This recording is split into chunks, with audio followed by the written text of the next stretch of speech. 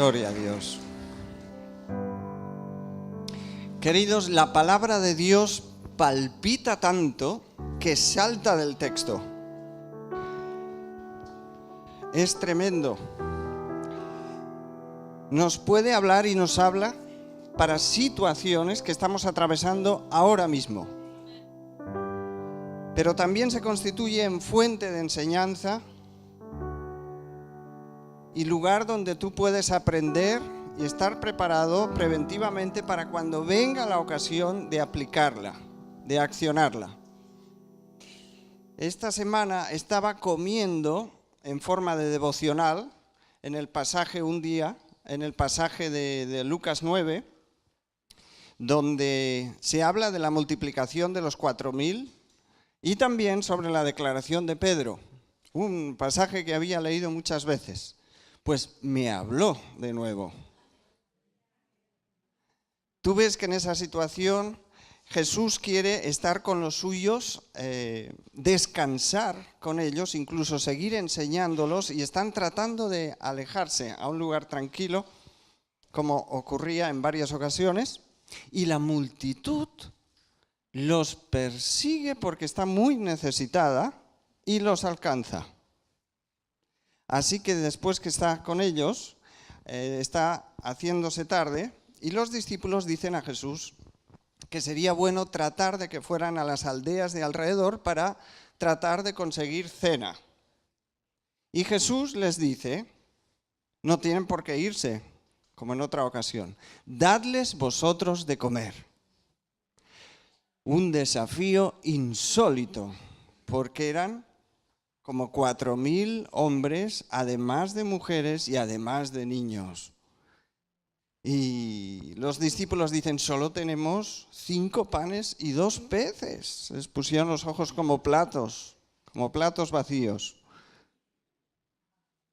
Pero el Señor manda recostarles y lo que ponen delante de Él, eso lo toca, lo bendice, y cuando disponemos todo en manos del Señor, sea mucho, sea poco, Él lo multiplica.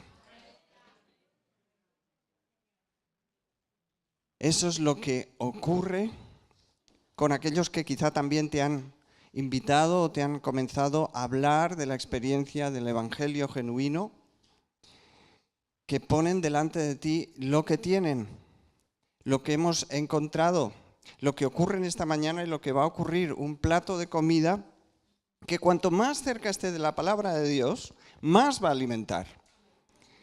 Y ese es el milagro, que se multiplica para todos, según la disposición y el hambre que tengamos. Pero un poquito más adelante, Jesús les pregunta a los suyos, ¿quién dice la gente que soy yo? ¿Qué habéis captado de lo que dicen de mí? Si tú sales después fuera de aquí, tú preguntas a los niños de esta generación, te dirán, ¿Jesús? No sabemos quién es. ¿Quién es Jesús? Porque ya nos enseña. Si tú preguntas a más jóvenes, ¿quién es Jesús? Ellos te dirán, religión, no quiero saber, paso. Si preguntas a otros, dirán, bueno, eso es algo para débiles. Si preguntas a otro grupo, te dirán, sí, bueno, yo no creo en los curas, pero creo que hay algo. Porque en España es la contestación más frecuente, sobre todo entre la gente ya un poco mayor. Y a otros dirán, sí, es a quien merecemos respeto, pero le tienen como tan lejano que creen que tienen que encenderle velas, al igual junto con vírgenes y santos, y que algún día les juzgará, pero que cada uno haga lo que pueda, porque al fin y al cabo yo soy bueno. Eso es lo que te contestarán. Eso es lo que la gente dice de Jesús. Pero lo importante es, ¿qué vas a decir tú de Jesús? Y en esta mañana también te lo pregunta el Señor mismo y te dice, ¿quién dices que soy yo? En Mateo, que el pasaje es más completo, Pedro, con su temperamento, no le deja prácticamente terminar a Jesús y le dice, tú eres el Cristo. Tú eres el Cristo, el enviado. Y Jesús le contesta a continuación, bienaventurado eres, Simón, porque no te lo reveló carne ni sangre. No lo has sabido por nadie, por ningún humano, sino que mi Padre te lo reveló.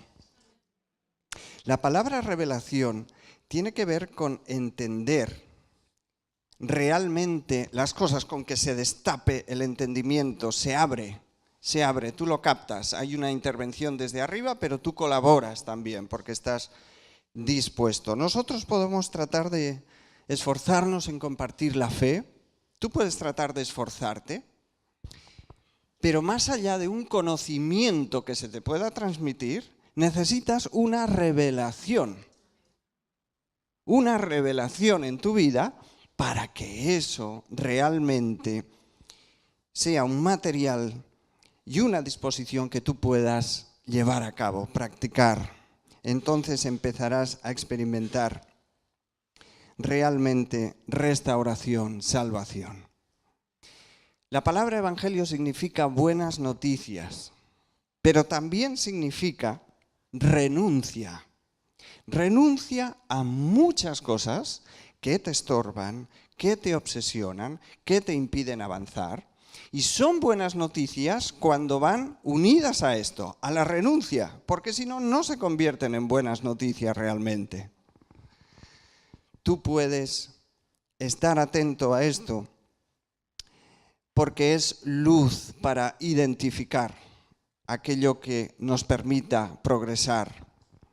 Mira, Dios cada día y en cada ocasión que nos juntamos, que nos reunimos, gracias a Él, nos habla en algún aspecto. Hoy vamos a hablar de las causas principales que te descolocan de tu posición, de tu lugar, de tu identidad, como ser humano, pero también como hijo de Dios. Aquellas cosas que nos desubican de nuestro lugar pensado, diseñado por Dios. Si tú tomas el Salmo 91, versículo 1, vas a ver lo que dice. Y es que a todo hijo de Dios se le ha dado un lugar para habitar, para vivir. El Salmo 91, versículo 1 dice, el que habita al abrigo del Altísimo, morará bajo la sombra del Omnipotente.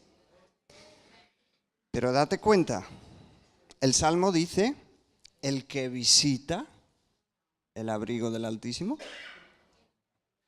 Hay una diferencia, hay un compromiso distinto entre visitar y habitar. Cuando unos amigos te llaman y te dicen, vamos a visitaros y estaremos como 3 días con vosotros, y te alegras. Cuando esos amigos te dicen, hemos pensado que venimos a vivir con vosotros. La cosa es distinta. Cuando tu suegra te avisa o no te avisa y se presenta una tarde, está bien y está bonito. Pero si dice, he pensado que me vengo a vivir con vosotros, los ojos te se salen de las órbitas.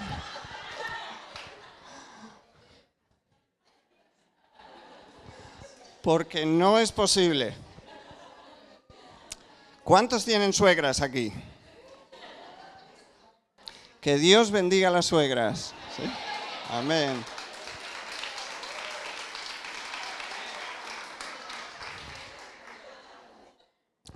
Pero es verdad, es distinto visitar que habitar. Y la palabra dice el que habita al abrigo cerca del Altísimo, entonces tendrá su sombra, tendrá su protección y muchas más cosas. Ahora, El lugar que Dios ha preparado para nosotros como género humano, pero especialmente como hijos de Dios, es una posición que conlleva con ella dones, habilidades para funcionar y desarrollar, pero también conlleva consigo una autoridad determinada, ¿sí? Cuando tú ocupas tu posición en tu casa, estás dentro de tu casa, ahí tienes autoridad.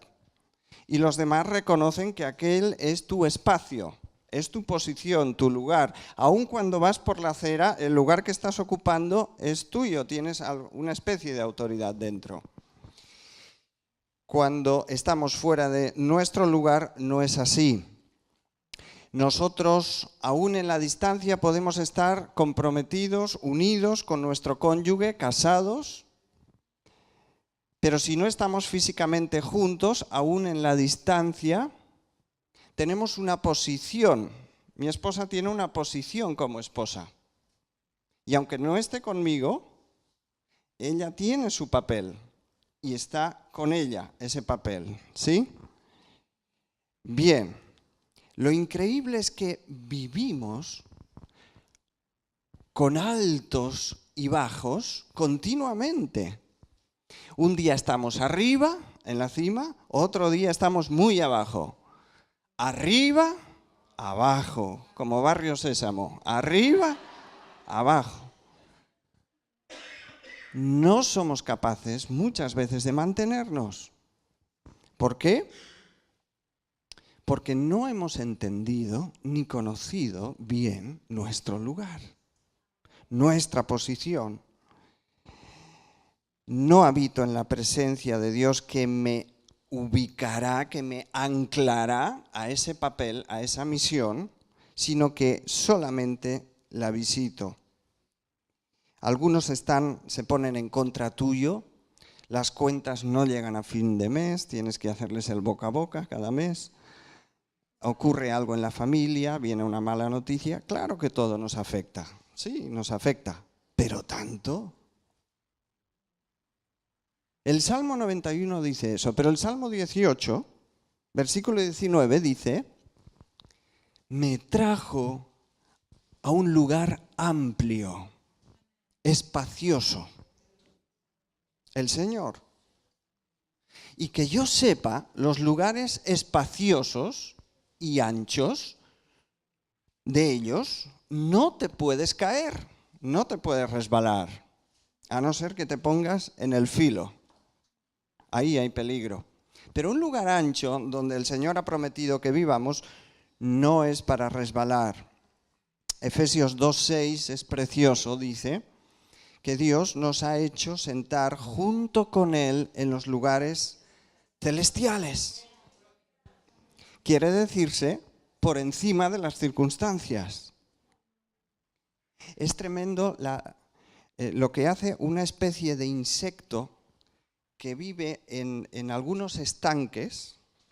Lo que hace este animalito es tomar aire de la superficie y se las ingenia con el agua para hacer una especie de burbuja muy grande respecto de su tamaño, y esa burbuja la empuja hasta el fondo del estanque y vive dentro de la burbuja de aire y tiene su espacio, su vida, su microclima y todo. Y al mismo tiempo que está en el estanque, es como si estuviera arriba. ¿Sí? Esta es la idea. Vivir en los lugares celestiales con Cristo, una vez Él resucitó y nos resucitó espiritualmente, quien haya experimentado eso, y es como si viviéramos al mismo tiempo en los lugares celestiales. Estando abajo, estamos arriba. Es tremendo, ¿eh? Porque dice, nos ha hecho sentar juntamente con Cristo. Sentar, la palabra sentar significa lugar de autoridad, posición, juntamente con Él. Ahora debemos conocer ese lugar o posición como hijos de Dios, si no, no funcionaré correctamente. Ahora bien, atención, tu lugar o posición puede ser robado o perdido. Tú puedes perderlo o te lo pueden robar. Las dos causas principales, cuando esto sucede, los dos motivos principales, el primero lo vamos a ver ahora después. La segunda causa es la intimidación. La intimidación. Podemos hacer muchas cosas, tenemos capacidades para hacerlas, pero en el momento de ejecutarlas, sea en el plano natural también, en el momento de ejecutarlas, muchas veces viene una voz interior a través de los pensamientos o a veces a través de una persona y dice algo así como: no lo hagas, vas a pasar la mayor vergüenza del mundo, no te se ocurra poner eso en marcha, vas a molestar a la gente, vas a fracasar. ¿Sí? Esos son ejemplos de intimidación. ¿Has experimentado eso alguna vez? Eso también lo experimentan los que son de temperamento más lanzado y los que no. Algunos el Señor los tiene que ir frenando un poco, pero la intimidación no conoce de caracteres. Te paraliza. No estoy hablando de la voz del Señor, que es tierna, pero que a veces también nos da buenos tirones de orejas, el Espíritu a nuestra conciencia, como para que no hagamos algo, ¿sí? Pero es distinto el terror, la parálisis que no viene de Dios. Dice Primera de Crónicas, en el libro de Primera de Crónicas, capítulo 14, versículo 8. Dice así, es un ejemplo. Oyendo los filisteos que David había sido ungido rey sobre todo Israel, subieron todos los filisteos en busca de David. David es proclamado rey sobre todo Israel y en ese momento lo oyen los filisteos y subieron todos a encontrarse con él. ¿Tú crees que pasaron toda la noche preparándole regalos y pancartas de bienvenida? Subieron para luchar con él y para intimidarle con su presencia. La noticia en sí, solamente la noticia, ya es intimidatoria. Pero dice después que y cuando David lo oyó, salió contra ellos. Es decir, no había mucho que orar para tomar esa decisión. Simplemente se alineó, no le quedaba otra, pero se pone en su lugar. Cuando nosotros nacemos, tenemos unas capacidades, Dios nos dota con ellas, también en el plano natural. Tenemos unas potencialidades, el enemigo lo sabe y va a tratar de truncarlas, de intimidarlas. Cuando nosotros avanzamos en el evangelio del reino de Dios, cuando escuchamos verdades espirituales y queremos comenzar a aplicarlas, vas a tener una voz que te va a decir, o varias, no lo hagas, no avances. No te lo va a decir así, te va a dar argumentos, ¿sí? David es un ejemplo de ello, pero en 1 Samuel capítulo 17, no hace falta que lo busques, narra el episodio de Goliat con el pueblo de Dios, con el pueblo de Israel. El gigante Goliat era un filisteo que provocó intimidación en el pueblo. Intimidación. Siempre hay alguien que va a provocar desafío, lucha, ganas de enfrentamiento. Siempre hay alguien que te querrá descolocar de tu lugar y posición. El miedo rondaba, este gigante provocó miedo en los ejércitos de Israel. ¿Qué es el miedo? Horror, terror, sensación de peligro. ¿Qué más? Sí, susto, ¿verdad? La consigna era: si vosotros nos vencéis, seremos vuestros siervos. Si nosotros os vencemos, vosotros nos serviréis. Entonces, frente al temor y la intimidación, o la vences o le sirves y te sometes a ella. La Iglesia, ¿qué es la Iglesia? El único lugar en la tierra donde hay redimidos, gente que ha entendido cuál es su estado de necesidad, se ha rendido a los pies de Cristo y quiere tratar de hacer la voluntad de Dios.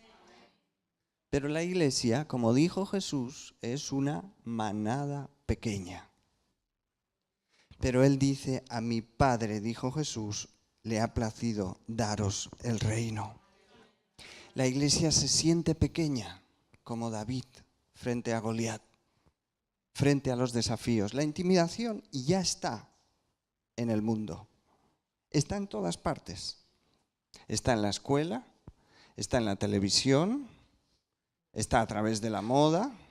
¿Cómo a través de la moda? Pues sí, porque prácticamente te obligan a seguirla. Está en los extremos religiosos, está en muchos lugares, ¿verdad? Hay 3 áreas de guerra estratégicas: la mente, los sentimientos y el habla. Los pensamientos, la mente, lo que tú sientes a consecuencia de eso y de lo que escuchas. El habla. 3 áreas de guerra. La apariencia de Goliat era tremendamente intimidatoria.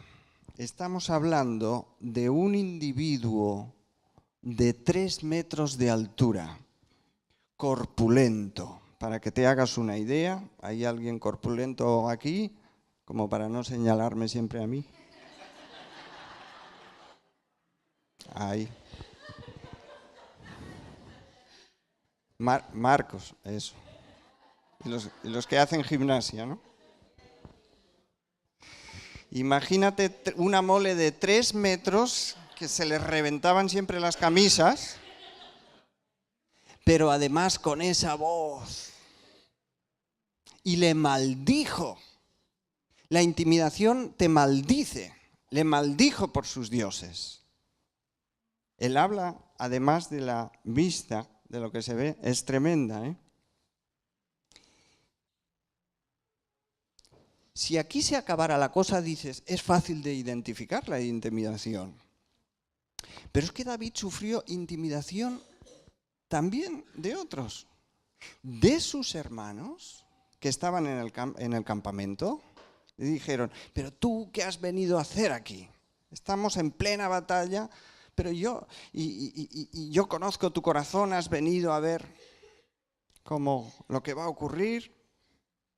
Y David solamente traía alimento, queso, en fin, para sus hermanos, y se vio con todo aquel asunto. Pero es que Saúl también le intimida, porque le está hablando de la imposibilidad, de lo difícil que es, que él es un muchacho que no podrá, que el otro es hombre de guerra. Es tremendo, ¿eh? A veces en los más allegados encontramos intimidación también. Tu Goliat no lleva espada ni escudo. Puede ser cualquier cosa. Puede ser problemas económicos, enfermedad, desempleo, asuntos del pasado que no consigues quitarte de encima. Es tu Goliat y se levanta cada mañana y cada noche. Y ahí está. Nuestro Goliat también puede ser un adversario muy viejo, muy conocido. A veces hay una lucha, una intimidación generacional. Los soldados de Saúl que tenían que enfrentarse a aquel ejército, ya sus abuelos se enfrentaron con los parientes de Goliat. ¿Comprendes? Hasta nuestros abuelos han tenido que pasar las mismas luchas que nosotros. Y cuando también en una familia se repite siempre lo mismo, habrá que examinar por qué, ¿sí? Delante de Dios. Por lo tanto, frente a todo esto, mira, no se espera que estés adiestrado para matar gigantes el primer día, pero tienes que comenzar a enfrentarte a cosas más manejables, más pequeñas. Pero tienes que enfrentarte, tenemos que vencer. David mataba osos y leones antes de haberse enfrentado al gigante. Lo importante es que David vio el tamaño de su Dios. Era mayor que esa mole de 3 metros desafiante. Conocía el tamaño de su Dios. Dice que toda la tropa estaba continuamente, todo el día era el tema de conversación, ¿eh? No podremos, mira cómo es que estaban mirando ya la rampa de huida, si se producía algún movimiento, se especializaban en la dificultad, en la intimidación. El Señor, el Espíritu de Dios nos lleva a especializarnos en Él, que estamos muy faltos de palabra para poder animarnos y alentarnos, nosotros mismos y unos a otros. ¡Aleluya! Te voy a mandar deberes para la semana que viene. Lo hicisteis muy bien, lo de la honra, que disteis a algunos hermanos los motivos de honra, y eso nos hace bien. Ahora vas a preparar 3 versículos que den aliento, que sean promesas, y lo entregas a los hermanos que tú quieras. 2, 3 hermanos, 10, a quien tú quieras. El próximo domingo o entre las semanas, si los ves, se lo entregas. Dice, esto es para bendecirte. Gloria a Dios. Amén. Lucha contra el temor, la intimidación. Nos vemos pequeños y somos pequeños. Ya conoces, alguna vez lo hemos dicho, en la película del oso sale un cachorrito de oso que es acorralado por un puma hasta encontrarse cruzando el riachuelo ya sin salida, y el puma está a punto de lanzarse y el osito chilla y es muy pequeño. Y de pronto el osito se levanta y chilla más, y entonces el puma huye despavorido. Pero se da cuenta que había una osa de 3 metros o un oso que se levantó al mismo tiempo. Y así es nuestro Dios. Amén. Si habitamos a la sombra del Omnipotente, aleluya, no es nuestro tamaño. Amén. No es nuestro tamaño, sino el suyo. Pero debemos actuar, debemos ponernos en marcha. No esperes tener la montaña vacía de filisteos, porque siempre habrán. En algún lugar habrán filisteos. Confesar la victoria. Las técnicas de intimidación, las tácticas son más conocidas, son tan viejas como el mundo. Ridiculizar. El hablar es guerra psicológica y trata de la burla y de ridiculizarte. Y lo oyes en tus oídos. Insultos. En época de Nehemías también se dijo esos débiles judíos. Exageración, otras. Estamos propensos cuando estamos fatigados, pero el Señor ha prometido que tendremos nuevas fuerzas. Aquellos que esperan en el Señor extenderán sus alas. Ahora, tu posición o lugar puede ser perdida o robada, hemos dicho, por 2 causas. Una de ellas es la intimidación, tu posición, tu lugar. Y la otra causa, la primera, es la transgresión. Es decir, pasarte de la raya o sea, pecar. En lenguaje llano, pecar, pecado. Es la primera causa. Pedro habló acerca de Judas, porque Judas perdió su lugar de habitar, su posición. ¿Por qué? Por la transgresión que hizo, que cometió contra el Señor Jesús. ¿Sí? Le traicionó. Solamente que no era un hecho aislado. Mucho antes Judas ya en su corazón se pasó de la raya. Y estaba cerca de la bolsa y sustraía. Y no se pasa de un momento a otro, no se peca instantáneamente. En el corazón hay un trabajo también previo, ¿sí? Así que atentos. Y perdió su lugar, pero podíamos hablar de Saúl como Dios le llamó a ocupar una posición frente al pueblo, pero tuvo un tiempo limitado. ¿Por qué? Porque transgredió en varias ocasiones. Pero el ejemplo más claro de esto es el de Adán y Eva. Dios los puso en el megajardín, con la vida resuelta. Tenían de todo y les dio dominio. Yo os entrego dominio, gobierno, sobre todas estas cosas, sobre cada animal, sobre cada planta, sobre cada árbol. Sobre todas las cosas el hombre tenía dominio y gobierno, excepto no podían alcanzar el lugar donde estaba Dios, donde él habitaba, pero todo estaba al servicio del hombre. Así que el enemigo, la serpiente antigua, Satanás, trata de llegar a Adán. ¿Y cómo llega Satanás a Adán? ¿A través de qué? Llega a través de Eva. Pero durante muchos años, a través de la historia, se ha cargado a la mujer con este problema. Y eso es mentira.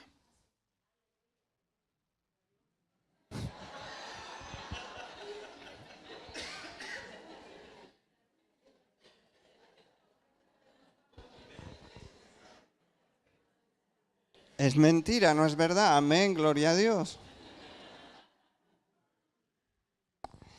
Porque ella fue engañada. Y no se justifica lo que hizo, pero Eva fue engañada. Amigo, pero el varón desobedeció conscientemente, sabiendo,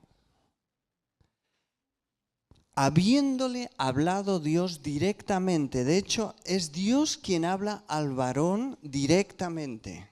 Y Adán le transmite, le comunica a Eva. De hecho, el hombre, la condición humana, no cae hasta que Adán come. ¿Habías pensado?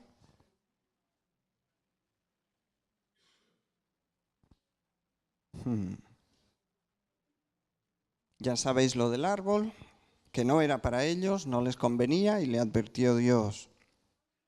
Pero le habló directamente a Adán. Y eso es lo que pasa en muchas ocasiones. Tenemos conocimiento comunicado, pero no directo, no revelación. Y eso también es un asunto importante, ¿eh?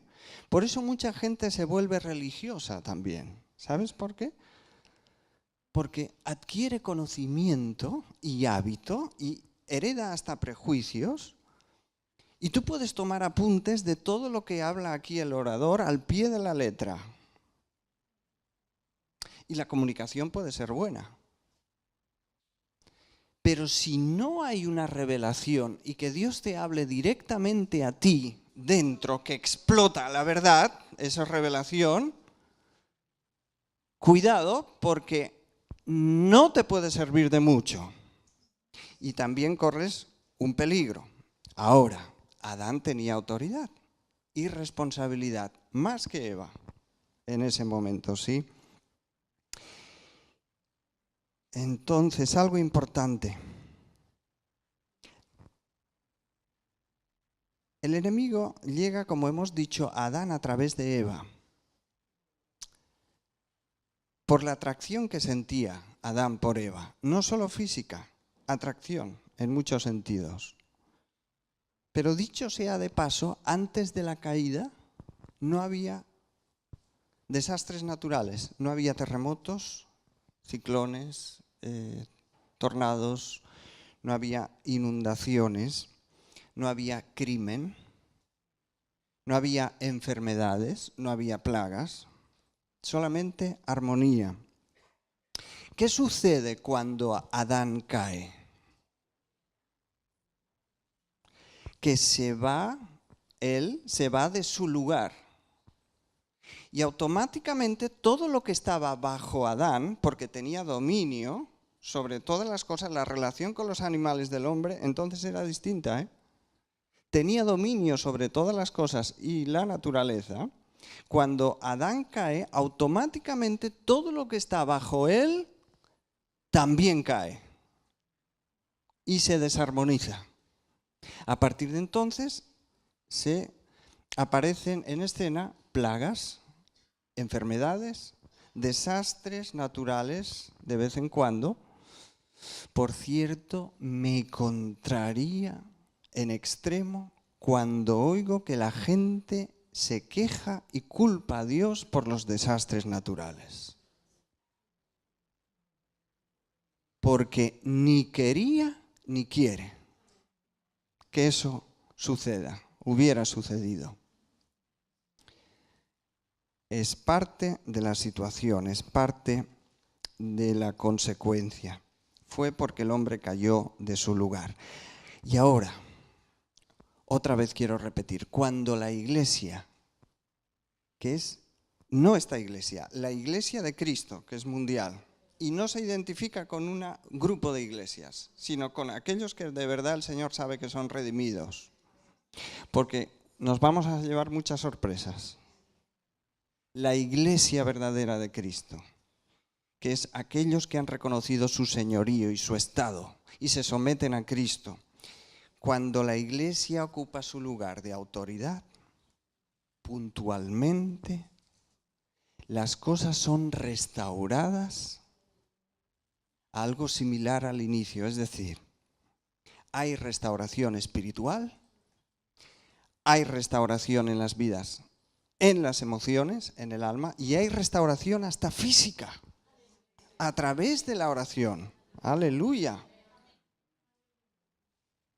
Incluso en ocasiones hasta para detener fenómenos naturales, pero solamente cuando Dios en su soberanía quiere. Ahora, cuando no se ora, no hay sanidad, pero si se ora, no siempre, porque Dios sabe lo que hace, pero muchas veces hay sanidad.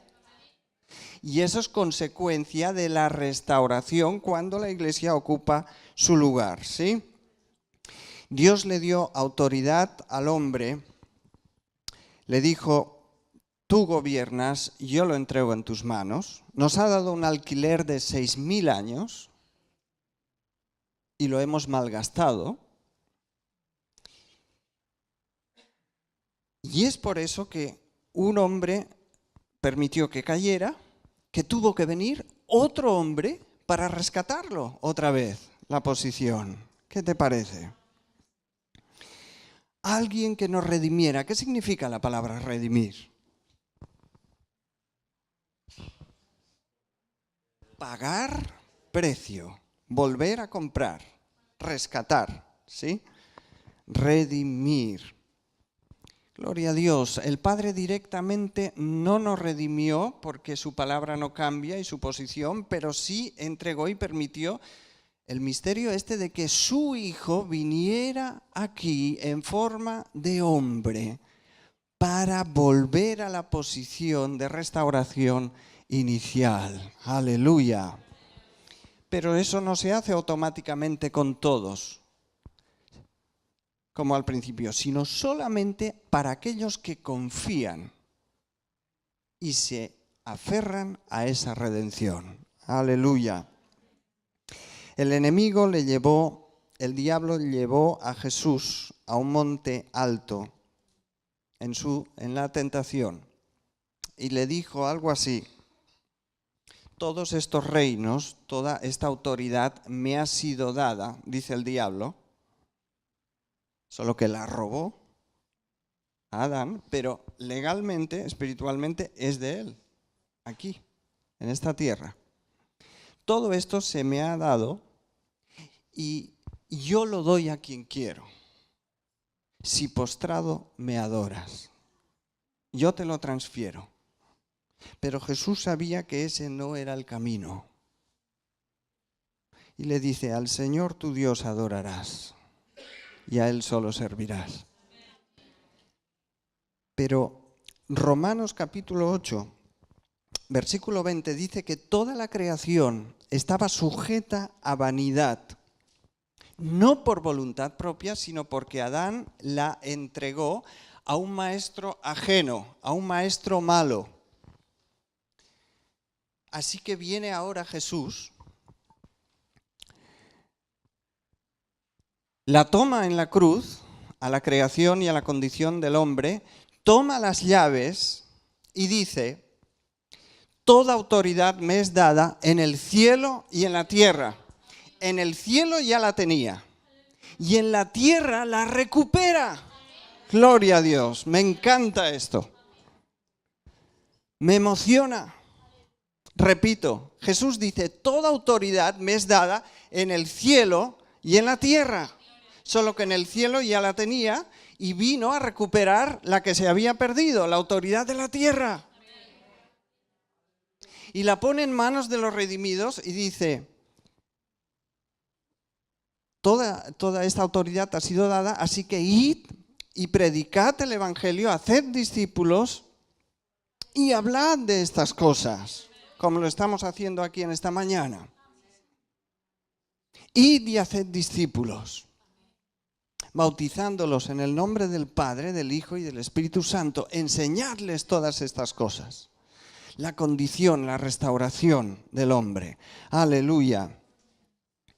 El solo hecho de poder compartir esto ya es tremendo, nos llena de emoción, nos da el camino, nos da la situación otra vez para ubicarnos en nuestro lugar. Quiero acabar y dice Efesios capítulo 20,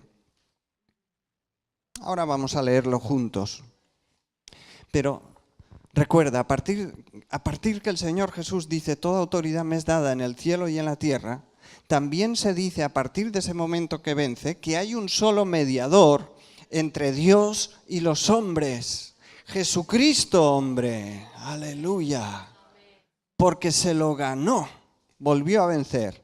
No hay un mediador que se llame Confucio, no hay un mediador que esté en condiciones de serlo, no es Buda, no es Mahoma, no son otros. Un solo mediador, no varios mediadores, ni mediadoras. Un solo mediador entre Dios y los hombres. Búscalo en la Biblia católica, en la Biblia evangélica, búscalo en la palabra de Dios, en los escritos judíos. Búscalo. Un solo mediador, repite conmigo, entre Dios y los hombres, Jesucristo hombre. Amén. Leemos juntos en Efesios capítulo 1, versículo 20.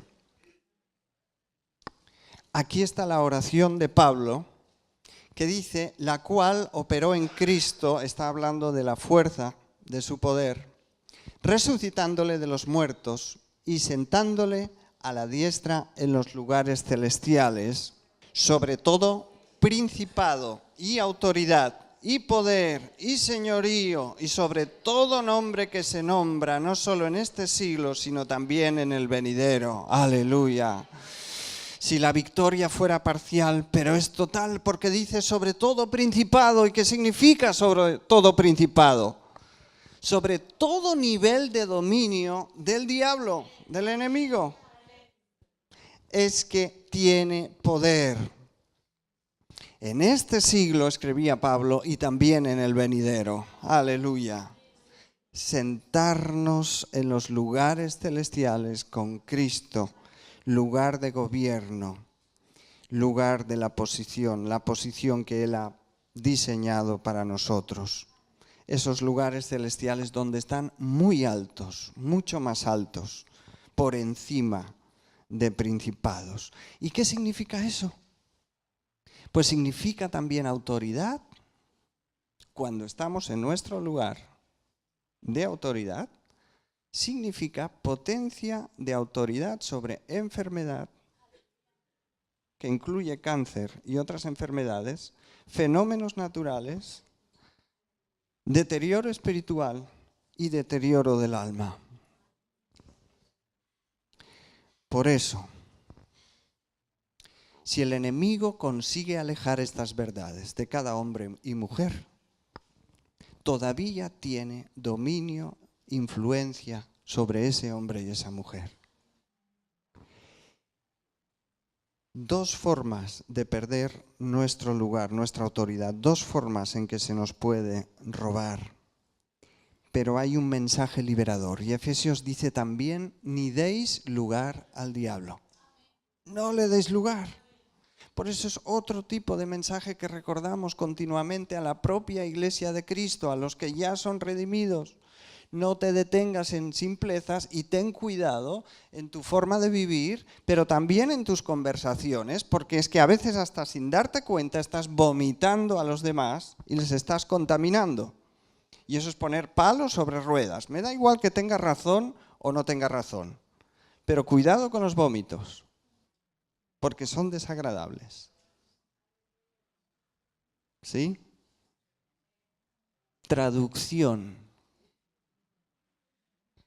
Cuidado con la crítica y la murmuración. Lo voy a decir bajito. Necesitamos un espíritu superior.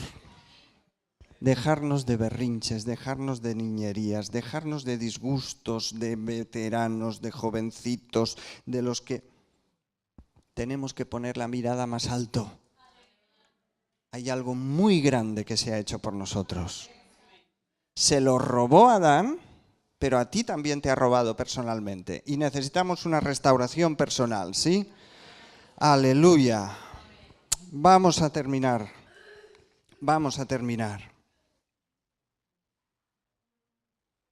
A mí me encanta la palabra de Dios porque te da herramientas para poner en práctica. Recuerda, el que habita al abrigo del Altísimo morará bajo la sombra del Omnipotente. Y también recuerda este otro versículo. Nos ha hecho sentar junto con Cristo en los lugares celestiales. A la vez. Y si estás en un lugar celestial, ¿por qué tienes esa cara de amargado?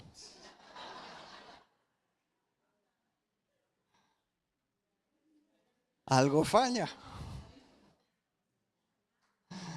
Aleluya. Está bien. Siempre no estamos con la sonrisa. Lo importante es lo de dentro, ¿de acuerdo? Pero echa un poco de gozo también. Que eso no contamina, eso bendice. Aleluya. Amén.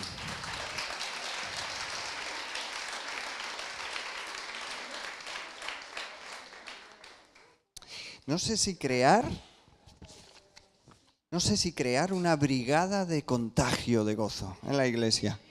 Que vayan por las casas diciendo cosas buenas. Que cuando detecten alguna mala conversación levanten la ceja.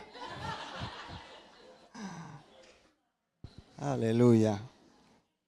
Como dice nuestro hermano Daniel, siempre dice, yo me lo estoy pasando bien. Yo estoy de acuerdo. Que el Señor nos ayude a entender y a poner en práctica esto.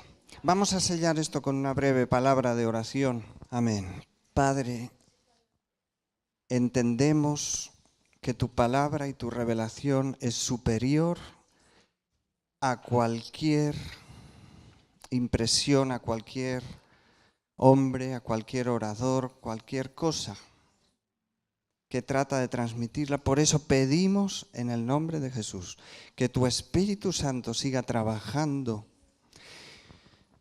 hurgando en cada uno de nuestros corazones para que esto tome fuerza.